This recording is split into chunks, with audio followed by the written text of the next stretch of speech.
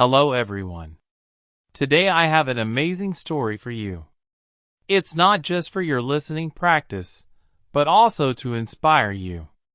The story is called Nothing is Free, and it will show you that hard work and determination can change lives.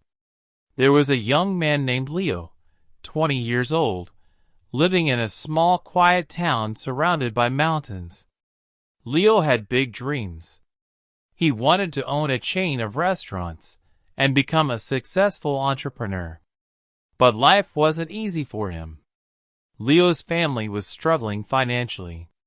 His father, Mark, was a mechanic, and his mother, Claire, cleaned houses to make ends meet. Leo's younger sister, Sophie, was just 10 and looked up to him as her hero. One cold evening, Leo sat outside his small house, staring at the stars. He whispered to himself, "I want to give my family a better life, but how do I start when we barely have enough to survive?" The next day, Leo shared his dreams with his father. Mark sighed and said, "Leo, dreams are not free. If you want something, you have to fight for it. Start with what you have, even if it's small." Leo thought deeply about his father's words. Then an idea struck him. He noticed that in his town, people loved fresh bread, but had to travel far away to buy it. He decided to start selling fresh bread locally. But there was a problem. Leo had no money to buy the bread. He decided to take a chance and approach the bakery's owner, Mr. Anderson. Leo walked miles to meet Mr. Anderson, a grumpy old man who rarely trusted anyone. With confidence, Leo said, "Mr. Anderson, I want to sell your bread in my town, but I don't have money to buy it up front. Can you trust me for 1 week? I will sell the bread, return your money, and keep a small profit." Mr. Anderson raised an eyebrow. "And why should I trust you, young man?" he asked. Leo replied firmly, "Because I am determined, and I will work hard to prove myself." After a long pause, Mr. Anderson said, "All right, I'll give you bread for 1 week. If you fail to pay me back, don't bother coming here again." Leo was thrilled. Early the next morning, he carried the bread back to his town and set up a small stand near the park. He greeted every passerby with energy and a smile, saying, "Fresh bread, warm and delicious." At first, people were hesitant. They didn't know if the bread was good. But Leo offered free samples, and soon he had his first customer. By the end of the day, he had sold all the bread and made a small profit. That evening, he returned to Mr. Anderson and paid him back. The old man nodded and said, "You kept your word. Come back tomorrow." From then on, Leo worked tirelessly. He woke up at 4 a.m., walked to the bakery, carried bread to his town, and sold it with passion. After 2 months, he had saved enough money to buy a small cart, making it easier to transport more bread. One day, a customer suggested, "Leo, why don't you bake your own bread? You're good at selling, but if you bake, you'll make more profit." This idea excited Leo, but it also scared him. He had never baked anything in his life. This was the moment when Leo realized, nothing is free, not success, not knowledge, not growth. If I want to succeed, I must take risks and learn. Leo couldn't stop thinking about the idea of baking. If he could bake, he wouldn't have to rely on Mr. Anderson, and his profit would grow. But there was one big problem. He didn't know how to bake. He decided to ask Mr. Anderson for help. The next morning, after delivering his payment, Leo said, "Mr. Anderson, can you teach me how to bake?" The old man frowned. "Why should I teach you? If you bake, You won't buy from me anymore. That's bad for my business. Leo looked at him and said, You're right. But I won't forget the man who gave me my first chance. If I succeed, I'll make sure to help your bakery too. Mr. Anderson thought for a moment, then said, Fine. But baking isn't easy. It takes time, patience, and hard work. If you're ready for that, I'll teach you. The lessons began early the next morning. Leo arrived at the bakery at 3 a.m., before the sun was up. Mr. Anderson showed him how to mix flour, knead the dough, and bake it perfectly. At first, Leo struggled. His hands hurt from kneading, and his bread came out too hard or too soft. One day, after ruining another batch of bread, Leo sat down feeling defeated. Maybe I'm not good enough for this. Maybe I should give up, he thought. But then he remembered his father's words. Dreams are not free. He realized that every mistake was teaching him something new. Giving up was not an option. The next day, Leo went back to the bakery with even more determination. He practiced every single step carefully. Slowly, his bread started improving.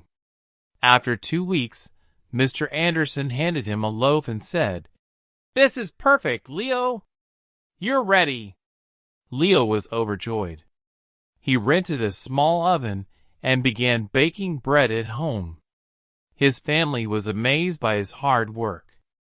Sophie, his little sister, helped him pack the bread, and his mother made tea for him while he worked late into the night. Soon, Leo wasn't just selling bread. He started making cookies and pastries too. People in the town loved his products. Leo's bread tastes better than anything we've had before, they said.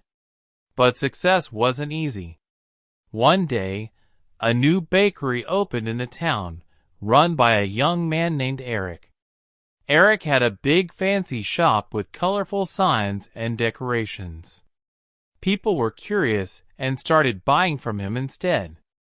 Leo noticed his sales dropping. He felt scared. What if I lose everything I've worked so hard for? But instead of panicking, Leo decided to improve. He listened to his customers and asked, What do you like about Eric's bakery? What can I do better? Some said, Eric's shop looks clean and pretty. Others said, His cakes have beautiful designs. Leo realized he needed to grow, not just as a baker, but as a businessman. Using his savings, Leo painted his cart, added bright decorations, and started offering free samples of his new pastries. He even learned how to decorate cakes by watching videos in the library. Slowly, customers returned to him. One evening, an elderly woman came to Leo and said, I've seen many young men give up when times get hard, but you didn't. That's why we trust you. Her words filled Leo with pride. Months passed, and Leo's business grew. He saved enough money to rent a small shop. It wasn't as big as Eric's, but it was warm and welcoming. He named it Leo's Fresh Bakes. Every morning, he woke up before sunrise, baked fresh bread, and opened his shop with a smile. His parents and sister helped him. Sophie, now 11, loved talking to customers, and Claire managed the accounts. But Leo knew this wasn't the end of his journey. He wanted to reach more people, make his family proud, and prove to himself that anything is possible with hard work. Leo's Fresh Bakes was becoming the heart of the town. People loved his bread, cakes, and pastries. Business was growing, and his family was proud of him. But life wasn't done testing Leo. One stormy night, as Leo was closing his shop, he noticed smoke coming from the bakery. He rushed inside and saw that a small fire had started near the oven. He quickly grabbed water and managed to stop the flames, but much of his equipment was damaged. The next morning, when the townspeople heard about the fire, they came to check on him. Some said, "Oh no, what will Leo do now?" Others whispered, "Maybe this is the end for him."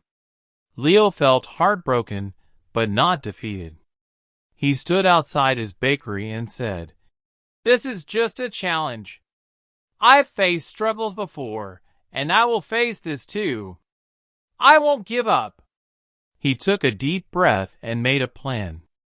He calculated how much money he had saved and realized it wasn't enough to replace all the equipment. For a moment, fear crept in. But Leo remembered his journey, how he started with nothing but a dream and hard work. Instead of worrying, Leo asked for help. He approached Mr. Anderson, who had retired, and said, "Sir, I need advice. What would you do if you were me?" Mr. Anderson smiled and said, "Leo, you already know the answer. You've taught yourself that nothing is free. Work harder. Believe in yourself, and people will believe in you too." Inspired, Leo decided to rebuild. He didn't wait for someone to rescue him. He started baking at home again with the little equipment he had left. He told his customers, "I won't let you down. I'll keep serving you, even if it's just a small amount for now." The townspeople admired his courage. Many of them started helping him. Some donated ingredients. Others gave small amounts of money. A few offered their time to help him clean and repair the bakery. Leo realized something important. When you work hard and never give up, people notice. They want to help someone who helps themselves. After months of hard work, Leo reopened his bakery. It was better than ever. He painted the walls, added new decorations, and even introduced new items like cupcakes and muffins.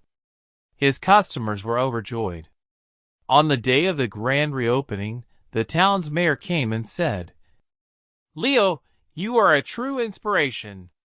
You've shown us all that with determination, anything is possible." Leo stood in front of the crowd and said, "I want to thank each one of you. You've taught me that nothing in life is free, not success, not respect, not love.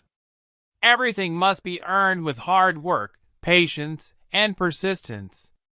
Never let failure stop you. Every challenge is just a step to something greater." From that day on, Leo's bakery didn't just sell bread. It became a symbol of hope. People from other towns started visiting to meet the young man who never gave up. Leo's story teaches us, dreams are not free. They require hard work and sacrifice. Failure is not the end. It's a chance to learn and grow stronger. Help yourself first. When people see your effort, they will support you. Never give up. The darkest moments are often just before success. Leo didn't just build a bakery. He built a life full of purpose, respect, and pride. And so can you. Whatever your dream is, don't stop chasing it.